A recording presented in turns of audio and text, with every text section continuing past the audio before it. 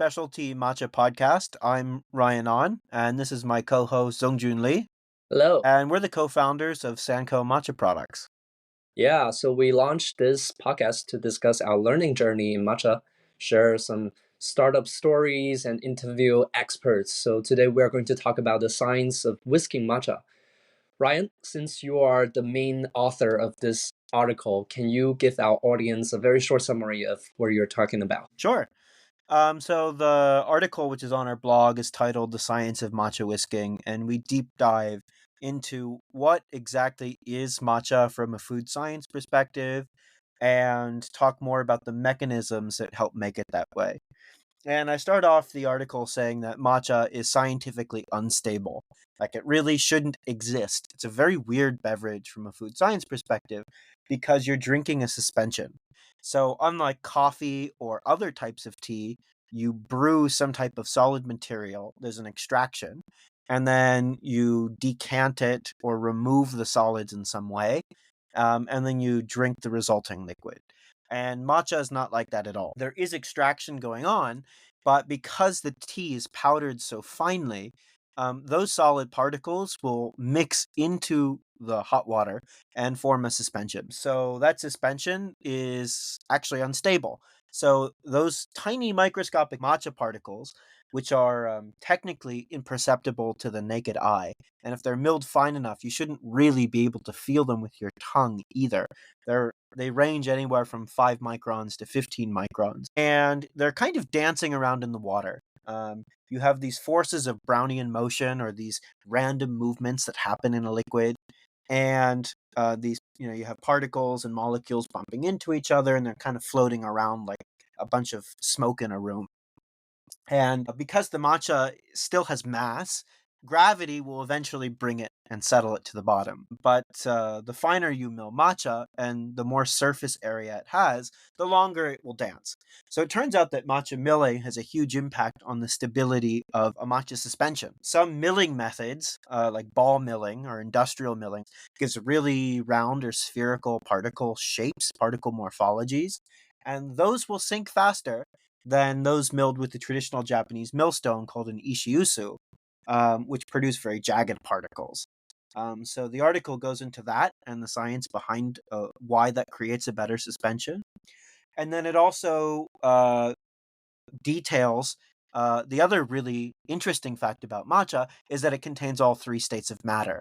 Not only do you have these solid particles floating around in water, but you also have this fantastic foam, which is really important to the sensory experience of matcha, much like microfoam is in a latte or a cappuccino. And we discuss how that foam is created, how it's made, how stable it is, and potential brewing improvements that you could do to make even better matcha foam. So, Zongjun, in your opinion, how might have the cultural significance of matcha, particularly in Japanese tea ceremony, influence the way we approach its preparation and consumption in modern times? How do we take example from the past about whisking matcha today? Wow, that's a very interesting question.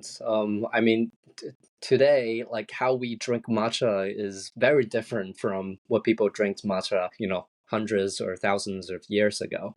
Matcha has been consumed since Song Dynasty in China, although in a very different format. And then it was later on evolved into a Japanese tea ceremony, first in Kyoto and then spread across the entire Japan. And then nowadays we have all these kind of matcha drinks in different specialty cafe shops that people consume from day-to-day basis. Like the way people ultimately consume matcha and treat matcha as either an element in a ceremony or a shot of caffeine before they go to office. The intention of consuming matcha has changed a lot. But that doesn't necessarily translate into the preparation method. Like nowadays, you still see people like trying to whisk matcha in a matcha bowl with a bamboo made chasen, that doesn't necessarily have any difference with tools being used 100 years ago in Japan, where matcha was meant to be consumed maybe once a day or once a week, and the tools are very carefully maintained and prepared and used, and then cleaned again with this very set up ceremonial procedure. Whereas nowadays, same tools has been used in specialty coffee shops, maybe like 100 times a day. You see all these very sad-looking chasen sitting around, and it's a really weird retrofitting of a past tool into this modern consumption habit. Yeah. And I see a really interesting reason for this. And I think it goes back to the article is that matcha preparation is difficult. It will clump on you if you do things wrong. If the water temperature is, too hot or too cold, you can have various problems with taste and texture. Um, it's a lot of people have a lot of trouble getting very good matcha foam. It's like a difficult thing. It's a very technique driven thing. And even like tea ceremony practitioners can spend a lifetime getting perfect foam, perfect whisking technique. And when you see Yeah, someone who's really good, it's like, wow. Like I know both yeah. Sam, you and I have seen some really impressive matcha whiskers out there, and you're like, oh my God, that must have taken decades. That's right. That's right. I mean, like it takes a lot of practice just to get the matcha phone up when I mean, like both you and I have been professionally trained in matcha ceremony schools. Me in Omoto Senke doesn't really care about matcha foam that much, but in other schools like Ura Senke, foam is very important. And also, like if you go back to Song Dynasty, like half matcha or mocha at a time, foam up is considered to be a competition. Like people actually compete against each other about how thick the foam and how long lasting the foam is. Yeah, for certain. Yeah, So days, like you hand the bowl to a barista who has been probably signed up a week ago and try to ask him or her to, prepare a perfect bowl of matcha with perfect foam. I think that's a big ask. yeah, it's a big ask. And what you've been seeing is that like people sometimes they just give up trying. Like they don't really, try to whisk a good bowl of matcha or produce, nice thick foam.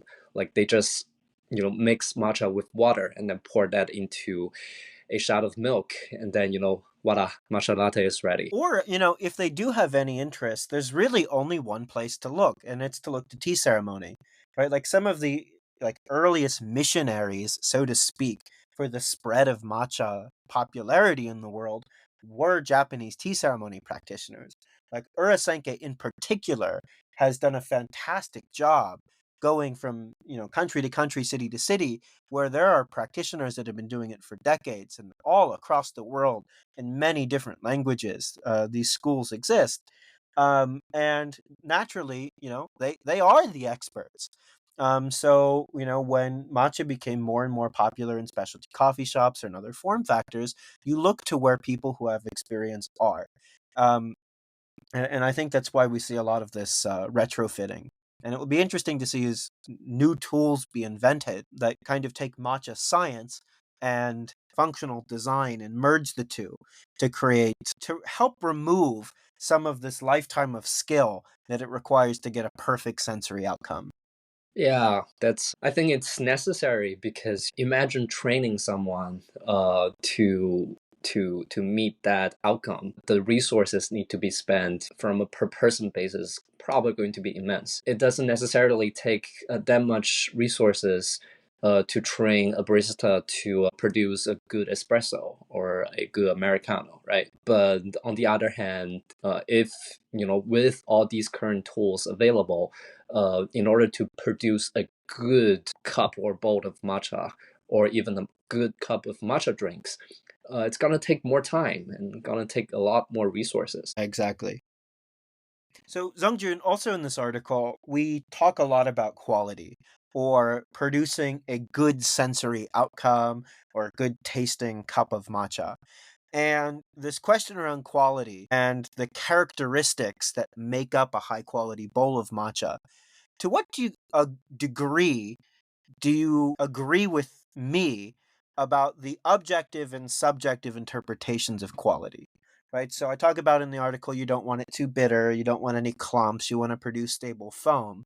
But if you go to an Omotesenke Japanese tea ceremony practitioner, right, they're not going to want a lot of foam. Right? You go to Song Dynasty Mocha, right, high quality matcha was a lot of foam.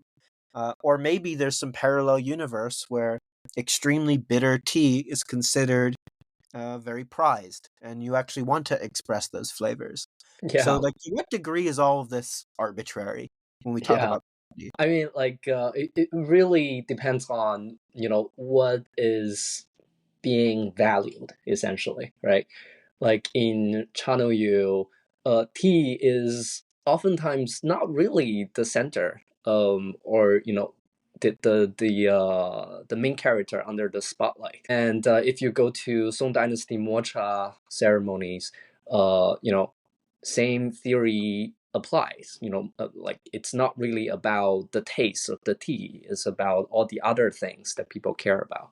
So I would say that definitely in the parallel universe, probably people are competing against each other about how bitter their tea can be. But from a pure sensory or flavor point of view, especially nowadays when people drink matcha for its flavor and sometimes for its effect, that's not really related to who whisk the thickest foam or who has the most elegant gesture in folding the napkin or have the best matching theme of a calligraphy and flower to the tea and to the season. It's about the flavor. It's about how nice and how smooth the tea is, how creamy the foam is, and how nicely the matcha, is mixed with milk or oat milk, depending on your dietary choices. But it's about the taste. Like people care about the taste. People doesn't necessarily care about how beautiful you prepare the matcha, or how well you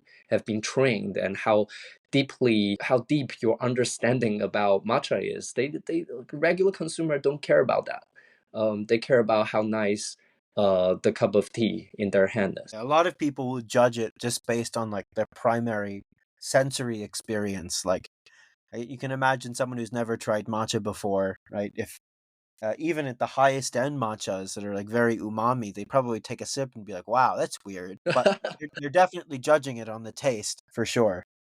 Yeah, that's right. I mean, like, same thing happens in coffee too. Like people spend years trying to perfect their skill of latte art. But nowadays people drink latte mostly in paper cups with a lid on it. Like they don't care about the latte art at all, or they don't even have the ability to appreciate it because it's covered. I think very much the same thing goes into, matcha as well. Like consumers doesn't necessarily care about things that professional matcha ceremony practitioners care. Yeah. I mean, matcha really belongs to the world now, right? Like matcha and tea ceremony, or at least some percentage of matcha, a large percentage of matcha consumption, is headed in a separate direction than, than it was 50 years ago, where it was very intertwined to ceremony. And Yeah, I yeah. think that's a good thing, right? Like these things need to evolve, and it needs to exist on its own for the future of matcha, and to see a lot more innovation that's not restricted by what are very hierarchical institutions, which are Japanese tea ceremony schools, where very little change occurs, and it's optimized for a ceremonial context, not necessarily for the average consumer who would really enjoy fantastic matcha. Yeah. I mean, I'm not trying to talk down on, Channel U or Song Dynasty Mocha. I mean, like, they are great. They are a form of art that need to be appreciated. But, that doesn't necessarily translate into how people drink matcha nowadays. It's becoming more of a daily drink, just like, coffee and loose leaf tea with wonderful taste and also with a great, physical effect. It has good levels of caffeine, which I definitely need right now from day to day. And L-theanine. I And mean, theanine, that's right. Very. Psychological effects of drinking matcha, you know, are not only, let's say rediscovered by a lot of modern health gurus, but I mean they've been known for centuries. Even when matcha first moved to Japan, right? Like even in the spread of tea within China, a lot of it had to do with the way it made you feel, and that cannot be overlooked. That's right. So, Zongjun, why do you think so many people believe that matcha dissolves in water? Because it's actually a suspension. And are there some things that we can do to get people more interested in matcha science? Like we see a very rich ecosystem of this in coffee around extraction theory and grind science, and you have all these different grinders which give you different grind size distributions, etc., and like all the alchemy around espresso. Why don't we see the equivalent in matcha and in tea more generally? It just doesn't seem the specialty tea culture, at least in the English speaking West, hasn't really spent a lot of focus on this. Okay, Ryan, you are asking a lot of questions here. First, about matcha being a suspension, not a solvent. I guess, it's really because of how phenomenally matcha can be mixed with water. I mean, it looks like matcha is dissolved because how tiny the powder is. I think just it's just a common misunderstanding from a pure physical appearance of matcha versus you see how other loose leaf teas, like tea is still tea, and the water is still water, although it changed the color at the end. Actually, you and I had a very interesting conversation a few months ago. I was asking if fresh preparing coffee was common in China and in Chinese households. Like, in the US and Europe, everyone has like, a Mr. Coffee pot or a mocha pot or something where they're interacting with ground coffee to brew coffee. Yeah. And you said, the average Chinese person, the way they brew coffee in their mind, what comes to mind when you say how do you brew coffee is you take a scoop of this powder and you mix it with water. Like And for then, like a billion people, like making coffee is where you dissolve a liquid, and I think it's kind of the opposite for matcha on this side of the world. yep. I would certainly agree on that. I mean, it's not just China, but also a lot of places in Asia and Southeast Asia. The common habit in the household is really instant coffee. It's not like third wave coffee with all these equipments like Chemex and V60 is still very much a new thing to a lot of Asian countries and Asia culture on the other side of the world. So, how do we get a rich ecosystem of what we see in coffee, like the brew differences between a Chemex or an a V60, or the differences among all these like conical burr grinder or flat burr grinders? You see companies like Fellow, right, creating Yeah. very accessible high-end grinders. Like, where is all of this science-based innovation for matcha? Yeah, I think, fundamentally, I think it's really just a difference between the East and the West. In Western culture, like taking a scientific approach to a matter is a very common practice. Trying to deconstruct a subject into theories and components that can be understood and can be replicated is a very, very important thing. Whereas in China or Japan or a lot of countries in Asia, um, aesthetic and the philosophical kind of appreciation to a subject is the key, right? You see in Chinese tea ceremony, it's all about the tea and the effect, and like back in the literati times, it's a component of how tea and calligraphy and water ink painting art can all be linked together in a coherent way. In South Korea, it's all about meditation with Zen Buddhism.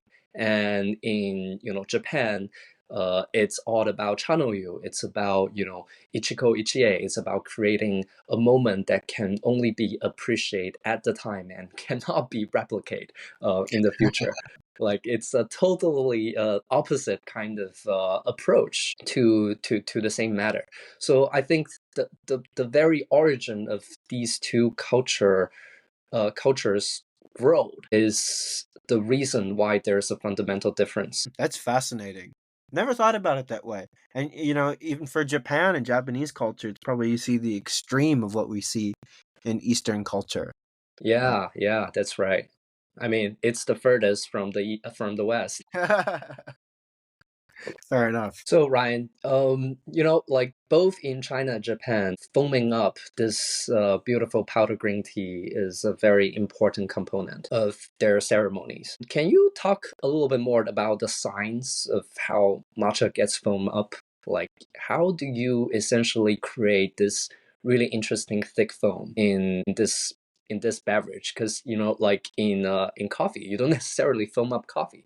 You have to have milk as an addition to be able to produce a beautiful cream or a beautiful foam top. But matcha seemed to be able to do it by itself. Yeah, for sure. Well, you do see it a little bit in espresso when you have that type of extraction. Oh, that's right. And That's right. Yeah. very very stable microfoam. But yeah, Hmm. pour over coffee would be very concerning. Some foam. But actually, it's a fascinating science. And we dug into the literature a bit. And so, one, tea naturally has surfactants in it, and surfactants are kind of what help make bubbles in chemistry. That's the term surfactant. And what's happening? So you have those, and there was an interesting paper looking at the effect of whether or not the actual matcha particles, so it's like 5 to 10 micron matcha particles, whether they helped, hindered, or were part of the foam. And it turns out they're actually part of the foam. So they exist within the inner membrane and they actually help stabilize this foam. And in foam science, there's a concept called drainage rate. So anytime you make any type of foam, it will hold part of the liquid that's in the system. And Mm, it holds it like a sponge, and you let it do its thing and let time get involved, right? It will slowly drain, and the drainage will destabilize the foam. And it turns out that there's an equation, and it's commonly referenced by a lot of coffee people who are trying to optimize textured milk and foam, that every time you cut a bubble size in half, you quadruple the the retention of that liquid. So the drainage rate will have a 4x improvement. So really fine microfoam is a very stable foam. And the beauty of a chasen, and one of the reasons why it's considered one of the best performing ways to mix matcha together versus just putting it in a blender or using one of those mechanical stirring rods, is because it's able to subdivide the bubbles so well. When you have 80 to 100 tines that are nearly parallel with each other, go back and forth, you're subdividing these bubbles into small enough pieces that they become very stable and reduce the drainage rate. The other thing that's really fascinating about there's actually two more fascinating things. The next is a phenomenon called Oswald ripening. And it's a phenomenon where anytime you have any foam or froth, the tiny bubbles over time will give their air to the larger bubbles.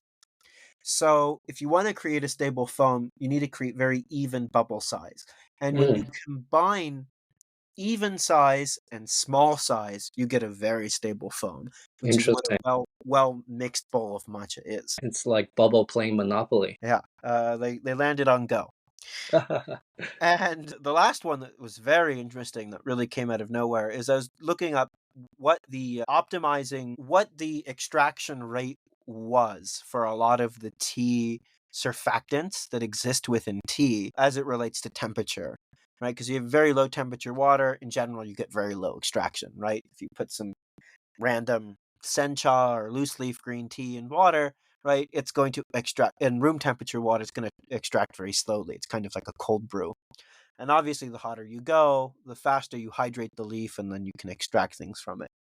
And it turns out that most of the surfactants that are responsible for these bubbles, peak extraction is 70 degrees Celsius, which is really interesting because most people recommend consuming matcha between 70 or preparing matcha between 70 degree and 80 degree Celsius water, but primarily for the taste because matcha has an unusually high number of catechins, which is a type of polyphenol or antioxidant, and those tend to extract into the water at around 80 degrees.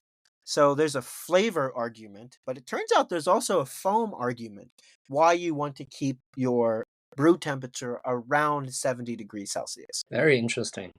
Like I never learned about all the science of matcha back when I was practicing Chanoyu in Omoto-senke. This is certainly, all of these learning journey has been very interesting to me. Yeah.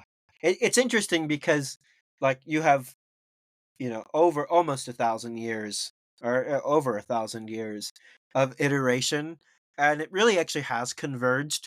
And like just putting a scientific lens on it and having going through the research, right? We can explain like why some of those, how they converged at what Yeah, the same conclusions, but without necessarily um, yeah, knowing the it's almost like traditional Chinese medicine. Mm, It's like empirical science. People throughout iterations trying to optimize for some goals, and they landed on something that can be scientifically explained. yeah, exactly. Well, thank you for listening to the Specialty Matcha podcast. I think that's all we have for today. We're going to be producing a lot more content, so please subscribe, follow. You can find us wherever you find podcasts, recommend us to a friend. We have very few ratings, so if you could give us a 5-star review, we'd be very appreciative. And thanks for listening. Take Yeah. care.